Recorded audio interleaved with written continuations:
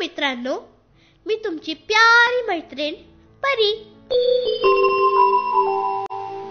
प्रिय मित्रांनो, आज मी तुम्हाला मित्रांना मूर्ख बनवण्याचा प्रयत्न करणारा कोल्ह्याची गोष्ट सांगणार आहे।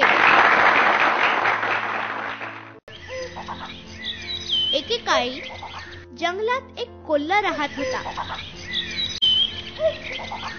एके दिवशी एका लांडग्याने त्याचा पाठलाग केला। पळत असताना त्याला एक घर दिसले आणि तो त्या घरामध्ये पळत गेला। त्याला तिथे एक पिंप दिसला आणि तो त्यामध्ये लपून बसला। तो पिंप निळ्या रंगाने भरलेला होता।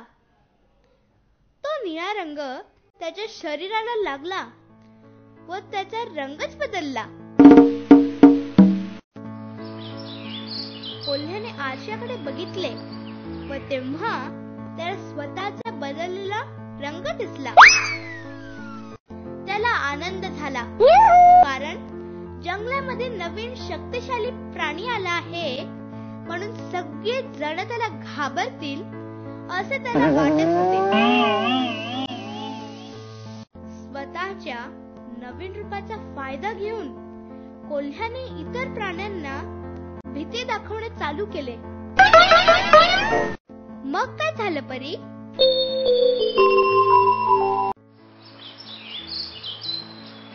लवकरच जंगलामधील प्रत्येक प्राण्याला कोल्ह्याची भीती वाटू लागली। त्यांनी त्याला जंगलाचा राजा सुद्धा बनवले। सगळे प्राणी त्याने सांगितलेले ऐकत होते। कोल्हा त्याच्या जंगलाचा राजा म्हणून स्वतःच्या नवीन जीवनाचा आनंद घेत होता।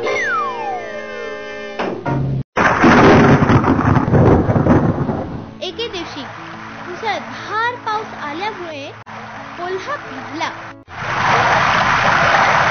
पाण्यामुळे त्याच्या शरीराला लागलेला निळा रंग धुतला गेला।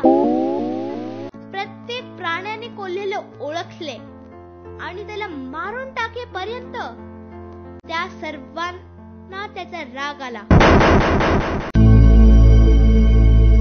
कोल्ह्याला त्याच्या लबाडीबद्दल सर्व प्राण्यांची माफी मागावी लागली।